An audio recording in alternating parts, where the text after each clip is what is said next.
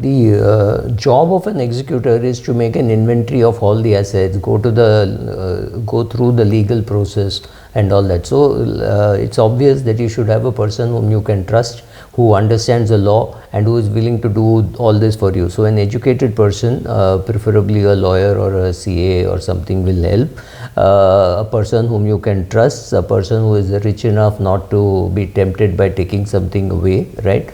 You want a clean, nice person whom you trust completely and who understands the law to make and understands the simple process of making an inventory and doing all that. There is a lot of clerical work and a lot of boring work. So you should also check whether that person wants to do it. Also, every few years, check out with that person or check out for somebody younger. So if you are say 80 years of age and this executor is 70, at that stage that person may say, oh, I'm too old, can you appoint somebody else? And that time you go and appoint some 40-year-old.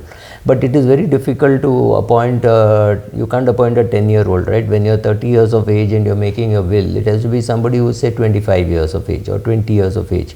But you don't really know whether he's going to be a lawyer or a CA or a doctor or something like that. So at that stage, but by the time you're older, by the time you're 60, you can always get a 35-year-old or a 40-year-old. So you can always change the executor also. I mean, obviously you'll have to change the will.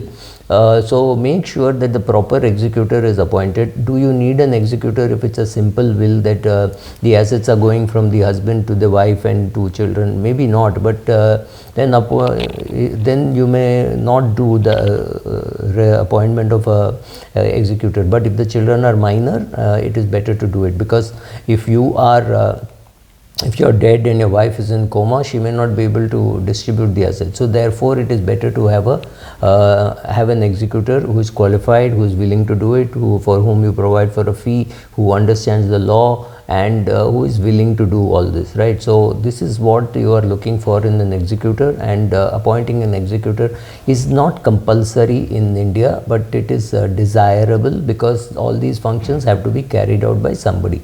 So if you think your spouse, your widow is too old to be doing this, if you are 75, 80 and she is 75, chances are she may not be in a position to do all this. So therefore a younger lawyer or a CA should be able to, or a nephew or a niece, in case you don't have children, who is interested in doing this, should be appointed.